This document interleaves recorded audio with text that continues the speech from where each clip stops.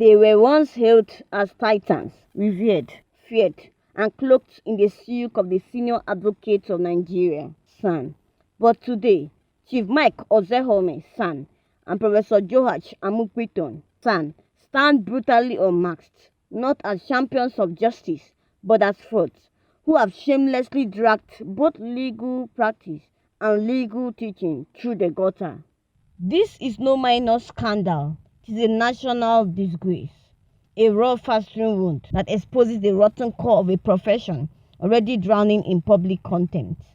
In a nation gasping for credible institutions, these two senior advocates have proven themselves utterly unprincipled, ethically bankrupt, and devoid of any shred of integrity.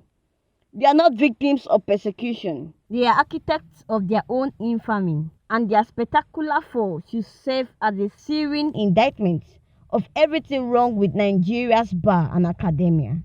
For decades, Chief Mike Ozekhome paraded as a fearless human rights crusader, a constitutional oracle who lectured Nigerians on justice while wrapped in silk and self-righteousness. Today, the mask is off.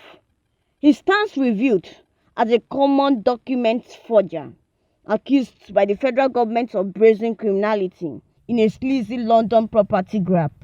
The Independent Corrupt Practice Commission (ICPC) and the Attorney General of the Federation have slammed him with criminal charges, multiple counts of forgery, making false documents, and the dishonest use of a forged Nigerian international passport. Ozekhome is accused of knowingly peddling a fake passport in the name of Chani Telai to lay claim to a prime London property at 79 Rendell Avenue before a UK tribunal. Even after one set of charges was withdrawn, fresh 12-count charges landed like a thunderclap, underscoring the gravity of the allegations. Let no one call this a technicality.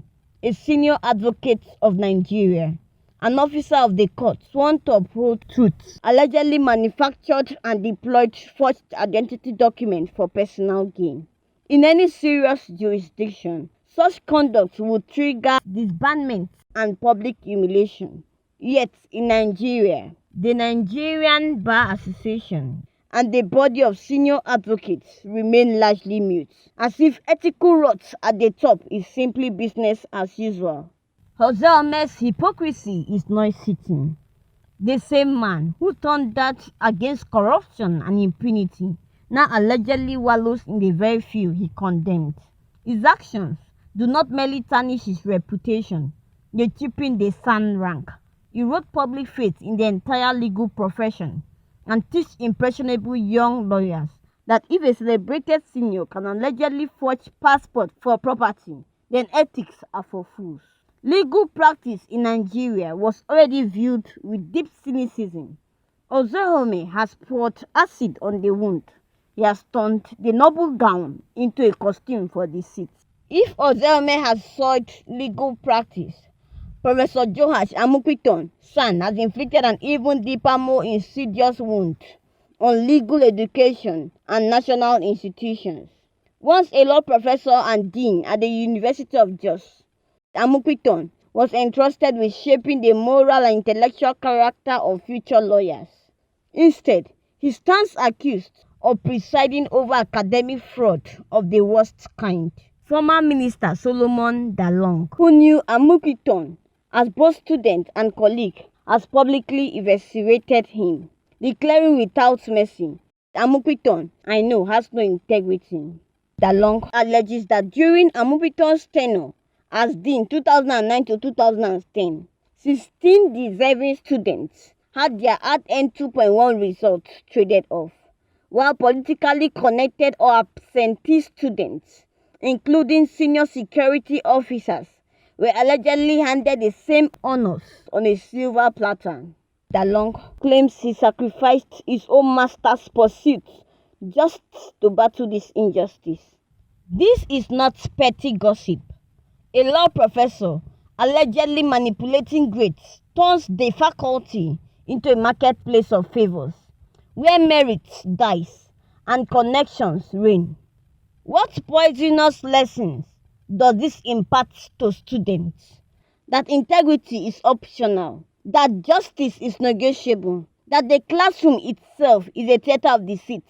Legal teaching is meant to forge principled advocates. Amupitan stands accused of forging results instead. Then came the final insult, his elevation to chairman of the Independent National Electoral Commission (INEC) has only magnified the catastrophe. Dogged by question over his neutrality, Amupitan faces repeated accusations of bias, selective enforcement of court orders, and contempt proceedings. Opposition parties, including the African Democratic Congress, have demanded his resignation, citing partisan interference. A law professor and son who allegedly cannot uphold basic judicial respect while overseeing national elections is not a guardian of democracy, he is a liability to it.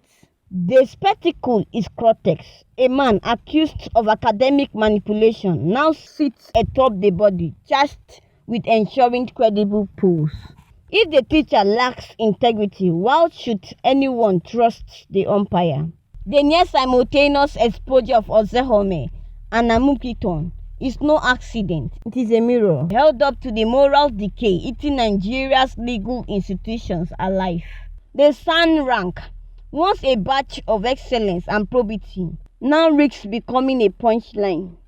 When senior figures can allegedly forge documents or rig academic results with little consequence, the message to the younger generation is toxic. Prestige trumps principle. Power excuses everything. The Nigerian Bar Association, the Council of Legal Education, and the body of senior advocates owe the nation urgent decisive action, disciplinary probes, potential revocation of SAN status, and genuine reform. Silence in the face of such scandals is not prudence, it is complicity. Ozekhome and Amupitan have not simply embarrassed themselves, they have contemptuously brought both legal practice and legal teaching into utter disrepute at a moment when Nigeria can least afford it. Their alleged conduct mocks every upright judge, honest practitioner, and dedicated lecturer still fighting to uphold standards in obscurity. The legal community must purge these disgraced elements or admit that its vaunted role as guardian of justice is nothing more than a self-serving lie. Until real accountability is delivered through swift sanctions and systemic cleansing, these too will remain monuments to a profession that has lost its soul. People of the fountain.